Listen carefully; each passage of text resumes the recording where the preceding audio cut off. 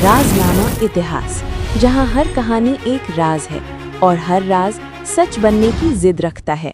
भगत सिंह, एक मौत जो आज भी जिंदा है। 23 मार्च 1931, लाहौर जेल। रात के ठीक 11:19। पूरी जेल में सन्नाटा था, लेकिन एक कोठरी से हंसी की आवाज आ रही थी। जिस इंसान को कुछ ही मिनटों में फांसी दी जानी थी, वो हंस रहा था। जेलर ने पूछा, तुम मौत से नहीं डरते? उस युवक ने सिर उठाया और बस इतना कहा, इनकलाब जिंदाबाद। उस युवक का नाम था भगत सिंह। लेकिन सवाल ये है, क्या हम सच में भगत सिंह को जानते हैं, या बस एक तस्वीर, एक टोपी और एक नारा? आज की ये कहानी एक फांसी की नहीं, एक डर की है।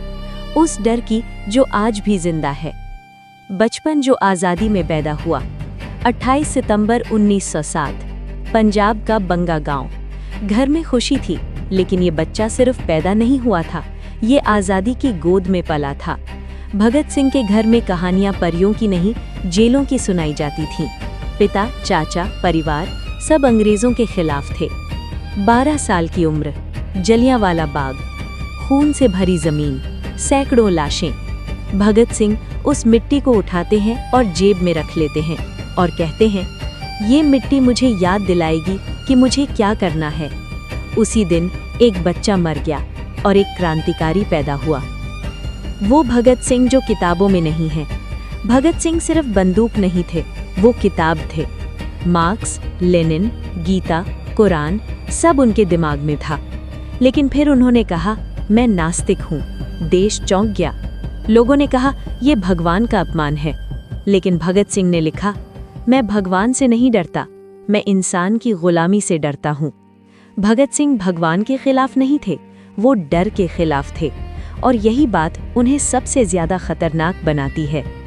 सॉन्डर्स की गोली। 1928, लाला लाजपत राय साइमन कमीशन का विरोध करते हैं। लाठियां चलती हैं। कुछ दिन बाद लालाजी मर जाते हैं। पूरा देश रोता है, लेकिन भगत सिंह खामोश हो जाते हैं, क्योंकि जब क्रांतिकारी चुप हो जाए तो समझ लो तूफान आने वाला है। 17 दिसंबर 1928, लाहौर। अंग्रेज अफसर सॉन्डर्स। एक गोली, फिर दूसरी, और इतिहास पलट जाता है। भगत सिंह भाग सकते थे, लेकिन नहीं भागे, क्योंकि उन्हें बचने नहीं, जगाने आए थे। असेंबली का बम। 8 अप्रैल 1929, दिल्ली। असेंबली के अंदर 2 बम गिरते हैं। धुआं भर जाता है, लेकिन कोई नहीं मरता।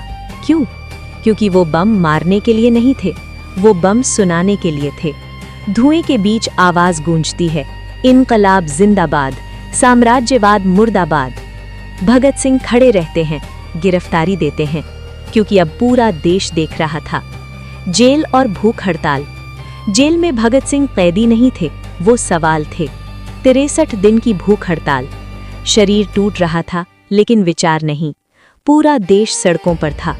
अंग्रेज सरकार डर गई और तभी एक फैसला लिया गया, इन्हें खत्म करना होगा। फांसी से पहले अंग्रेजों का डर।